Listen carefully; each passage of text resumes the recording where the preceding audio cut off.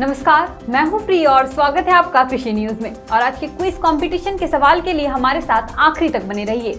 आइए रुक करते हैं अब हेडलाइंस की ओर। CIA चीफ ने की पीएम मोदी की तारीफ, कहा भारत ने रोकी वैश्विक तबाही, रूस पर पड़ा गहरा असर। काकोरी शहीद दिवस को भव्य मनाया गया, यूपी में हर शहीद स्थल पर आयोजित हुआ कार्यक्रम। धानुका ने कृषि जागरण के साथ मिलकर फसलों में खरपतवार प्रबंधन विषय पर एक वेबिनार का आयोजन किया। सोमवार को कहते हैं दुनिया का सबसे बुरा दिन, Guinness book of world record ने भी मान लिया। बढ़त पर खुला बाजार, सेंसेक्स 61,000 के पार ओपन, निफ्टी 18,200 के ऊपर। जलवायु परिवर्तन के कुप्रभावों से कृषि क्षेत्र को बचाएगी टेक्नोलॉजी, रणनीति बनाने में अनुसंधान एजेंसियां सक्रिय। कृषि उपज मंडी में चोरी, आधी रात ठेकेदार के कार्यालय से चोर उड़ा ले गए 50 लाख रुपए। कोटा में बीएसएफ का शौर्य प्रदर्शन, पलक झपकते ही चलती मोटरसाइकिल पर 6 फीट की सीढ़ी पर चढ़े जवान। इस योजना के तहत किसानों के खाते में पहुंचेंगे 7600 करोड़, लाभ उठाने के लिए करे ये काम। मोदी सरकार फिर बदलेगी पुराने कानून, इस बार लगेगा चाय कॉफी अन्य का नंबर। सरसों और सोयाबीन के भाव में गिरावट के बाद क्या सस्ते हो जाएंगे खाने के तेल, जाने आज का मंडी भाव। धड़ाधड़ बिक रहे ट्रैक्टर, मार्च तक 9 लाख पार हो सकता है आंकड़ा, ये है वजह। ई श्रम कार्ड बजट से पहले 28 करोड़ से अधिक श्रमिकों ने कराया रजिस्ट्रेशन, मिल रहे कई फायदे। एसबीआई के ग्राहकों को झटका, लोन की ब्याज दरों में इजाफा, जानिए क्या होंगी ईएमआई की नई दरें। दिल्ली एनसीआर में तापमान में तेजी से गिरावट, ठंड में लगातार वृद्धि देखने को मिल रही। अब खबरें विस्तार से। रूस और यूक्रेन के बीच 24 फरवरी से जंग जारी है। युद्ध में हजारों बेगुनाह जान गंवा चुके हैं, वहीं कई लोग बेघर हो गए हैं। इसी बीच अमेरिका खुफिया एजेंसी CIA के निदेशक बिल बर्न्स ने कहा कि प्रधानमंत्री नरेंद्र मोदी ने परमाणु हथियारों के उपयोग को लेकर चिंता व्यक्त की थी। पीएम मोदी के विचारों का रूसियों पर गहरा प्रभाव पड़ा है। यही वजह है कि इस युद्ध में अभी तक न्यूक्लियर हथियारों का इस्तेमाल नहीं किया गया है।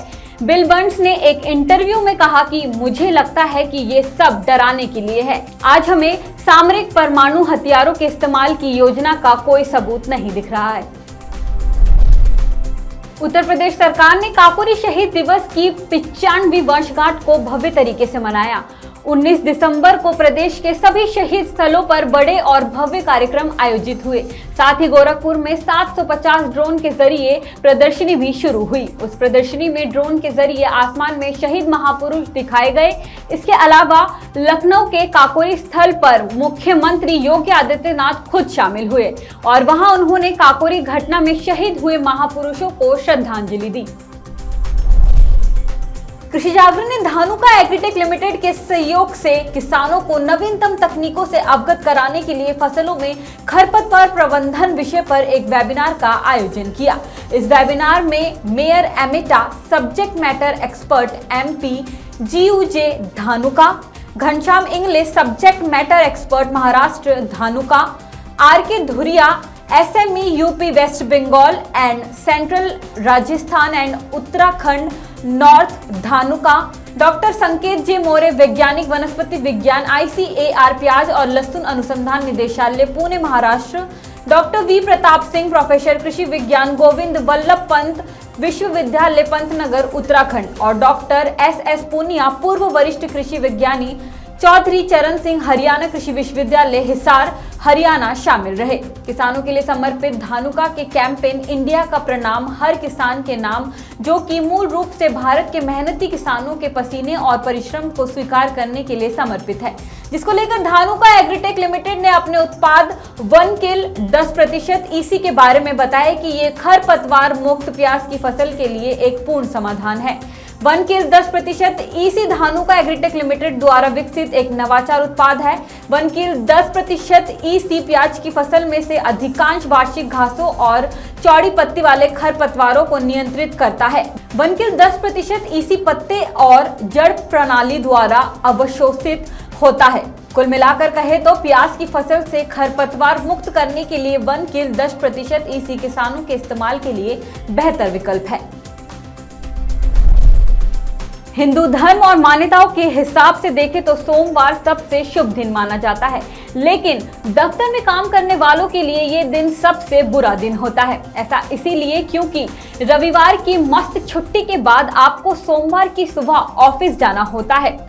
इस बात को अब Guinness book of world record ने भी मान लिया है। सोमवार को सबसे खराब दिन बताते हुए Guinness book of world record ने कहा कि हम सोमवार को ऑफिशियली सप्ताह के सबसे खराब दिन के तौर पर दर्ज कर रहे हैं। ट्विटर पर Guinness book of world record का ऐसा कहना भर था कि लोगों की इस पर तमाम प्रतिक्रियाएं आने लगी। किसी ने इसको अच्छा कदम बताया तो कोई इस पर हैरानी जता रहा है। अब बढ़ते हैं स्टॉक मार्केट की ओर।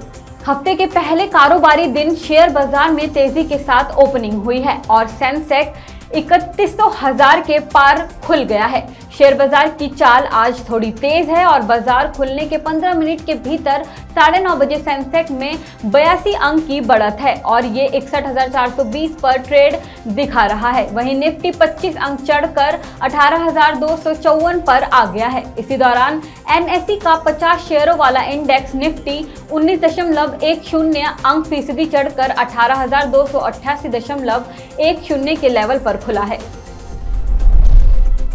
जलवायु परिवर्तन के कुप्रभावों से कृषि क्षेत्र को बचाने के लिए केंद्रीय कृषि अनुसंधान एजेंसियां अल्पकालिक व दीर्घकालिक रणनीति बनाने में सक्रिय हैं। अचानक तापमान बढ़ने, कई भारी बारिश व बाढ़ तो कुछ जगहों पर भीषण सूखे की नौबत से मौजूदा कृषि प्रणाली के ध्वस्त होने का खतरा बना हुआ है। प्राकृतिक आपदाओं से कृषि क्षेत्र को बचाने के लिए देश की कृषि विज्ञानी जुटे हुए हैं। इसके लिए सूखा व बाढ़ रोधी फसलों की प्रजातियां तेजी से विकसित की जा रही है। सर्वाधिक प्रभावित क्षेत्रों और जोखिम वाली फसलों को चिन्हित कर उसी दिशा में शोध जारी है। धार की कृषि उपज मंडी में लगभग 50 लाख रुपए की चोरी का सनसनीखेज मामला सामने आया है, जिससे मंडी कर्मचारियों और व्यापारियों के बीच हड़कंप मच गया है। जानकारी के मुताबिक मंडी ठेकेदार गोपाल यादव के कार्यालय पर विभिन्न ठेकेदारी कार्य से जुड़े मजदूरों और वेयरहाउस कर्मियों समेत ट्रांसपोर्ट और करीब 400 मजदूरों को वेतन बांटने के लिए लगभग 50 लाख रुपए की राशि को बीते रात अज्ञात चोर चुरा के ले गए। मंडी के ठेकेदार गोपाल यादव के मुताबिक वो करीब 30 लाख रुपए नकद बैंक से निकलवा कर लाए थे। इसके अलावा पहले से भी उनके पास कुछ कैश पड़ा हुआ था। ऐसे में अज्ञात बदमाशों ने उनके ऑफिस में लगे पतरे के शेड के पास रोशनदान से बीती रात अंदर घुसकर अलमारी तोड़ी और लाखों रुपए उड़ा ले गए। लोकसभा अध्यक्ष ओम बिरला की पहल पर आजादी के अमृत महोत्सव के तहत सीमा सुरक्षा बल के शौर्य प्रदर्शन शो का आयोजन किया गया। यहां बीएसएफ के जवानों ने हैरत अंगेज करतब दिखाए। पलक झपकते ही मोटरसाइकिल की सीढ़ियों पर चढ़ना, बैलेंस का अनूठा नजारा, डॉग्स के हैरत अंगेज करतब को देखकर रोमांच चरम पर था। यही नहीं, इसके साथ ही परेड, बैंड और कुछ ही मिनट में ट्रक को खोलकर जोड़ना और भी कई ऐसे कारनामे दिखाई दिए कि लोग मंत्रमुग्ध हो गए। भारत माता के जयकारे गूंज उठे, साथ ही लोगों ने जमकर बीएसएफ के जवानों का अभिवादन किया। ये नजारा कोटा के महाराव उम्मेद सिंह स्टेडियम में रविवार को देखने को मिला। तेलंगाना के मुख्यमंत्री के चंद्रशेखर राव ने रविवार को राज्य के वित्त मंत्री टी हरीश राव को 28 दिसंबर से यासंगी फसल रबी मौसम के लिए रायतु बंधु निधि जारी करने का निर्देश दिया। मुख्यमंत्री कार्यालय सीएमओ द्वारा जारी एक आधिकारिक विज्ञप्ति में कहा गया है कि मकर संक्रांति तक सभी लाभार्थी किसानों के बैंक खातों में हमेशा की तरह रायतु बंधु निधि भेज दी जाएगी और इसके लिए राज्य सरकार 7,600 करोड़ रुपए जारी करेगी।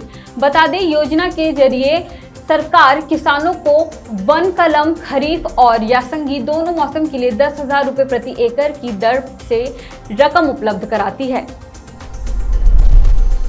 बहुत जल्द देश में चाय, कॉफी, मसालों और अन्य उत्पादों के प्रोडक्शन, डिस्ट्रीब्यूशन और बिजनेस करने से जुड़े कानून बदल सकते हैं।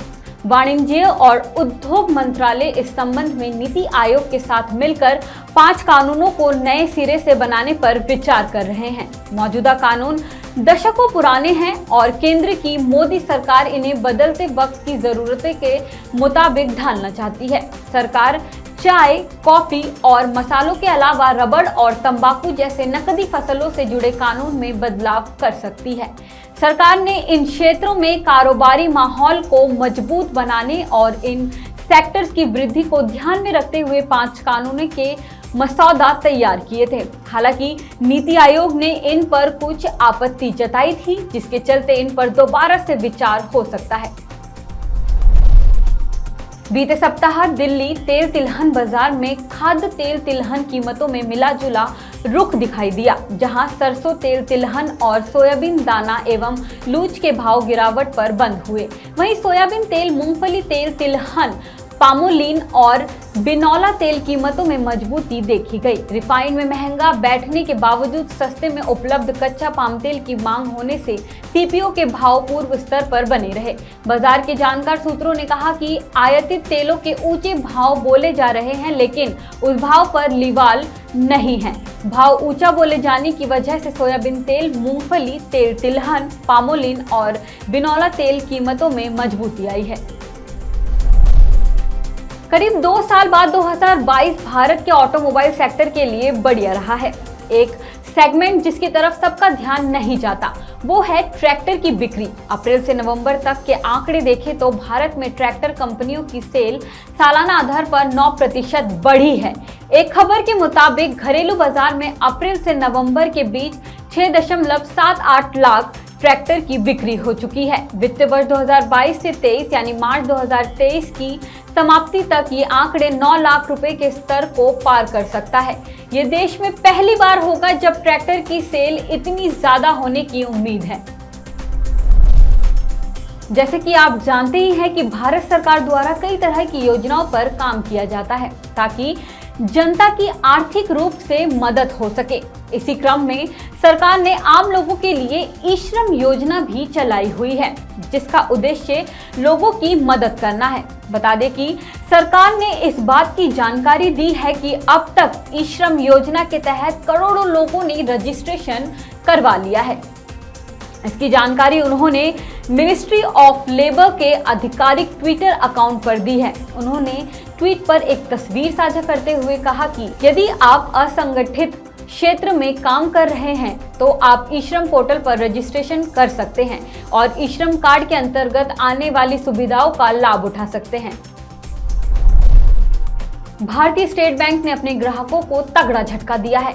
एसबीआई बैंक ने अपने लोन की ब्याज दरों में बढ़ाने का फैसला किया है। बैंक ने अपने marginal cost of lending rates में 0.25 की बढ़ोतरी की है। ये बढ़ोतरी सभी अवधि की ब्याज दरों पर बैंक करेगा। MCLR में इजाफे के बाद ग्राहकों को EMI पर अधिक इंटरेस्ट रेट देना होगा। बता दें, एसबीआई की आधिकारिक वेबसाइट के मुताबिक नई ब्याज हाल ही में लागू हो गई है। बैंक ने अपनी ब्याज दरों में इजाफा रिजर्व बैंक के रेपो रेट में 35 बेसिस पॉइंट की बढ़ोतरी के बाद किया है। चीन में एक बार फिर कोरोना का कहर बढ़ता जा रहा है। कोविड का खौफ कुछ इस कदर हावी है कि लोग खुद को बचाने के लिए घरों में कैद हो गए हैं, लिहाजा सड़कों पर सन्नाटा पसरा हुआ है। चीन के कई शहरों में ऐसा है जहां कोविड के केसों में बेतहाशा बढ़ोतरी हो रही है। आलम यह है कि कई शहरों में अस्पतालों में एंटीजन टेस्ट किट की कमी आ गई है। शमशान घाटों पर लंबी कतारें लगी हुई है। इतना ही नहीं, एक्सपर्ट्स कह रहे हैं कि चीन को 3 लहरों से अलर्ट रहना होगा, क्योंकि इस दौरान केस बढ़ सकते हैं। तो वही मौसम की बात करें तो दिल्ली एनसीआर में तापमान में तेजी से गिरावट आने के बाद से ठंड में लगातार वृद्धि देखने को मिल रही है। बीते कुछ दिनों से दिल्ली में सुबह और शाम के समय घना कोहरा व सर्द हवाएं चल रही है। वही दिल्ली की आज सुबह की शुरुआत घने कोहरे की चादर के साथ हुई है। सप्ताह की शुरुआत दिल्ली में घने कोहरे व सर्द हवा के साथ हुई है। मिली जानकारी के मुताबिक दिल्ली, नोएडा, गाजियाबाद, फरीदाबाद और अन्य कई इलाकों में चारों तरफ धुंध और कोहरे की चादर ढकी हुई है। और आज एफटीबी ऑर्गेनिक के क्विज कंपटीशन में आपके लिए सवाल है कि मूंगा रेशम भारत के किस राज्य से संबंधित है, और आपके ऑप्शंस है number 1 Arunachal Pradesh, number 2 Bihar, number 3 Maharashtra और नंबर 4 असम। तो देरी किस बात की है, फटाफट से हम इसका जवाब कमेंट करके जरूर बताएं। और जीता FTP ऑर्गेनिक के डिस्काउंट कूपन्स और ढेरों इनाम। साथ ही ऐसे अन्य जानकारी के लिए बने रहिए हमारे यानी कृषि जागरण के साथ। धन्यवाद।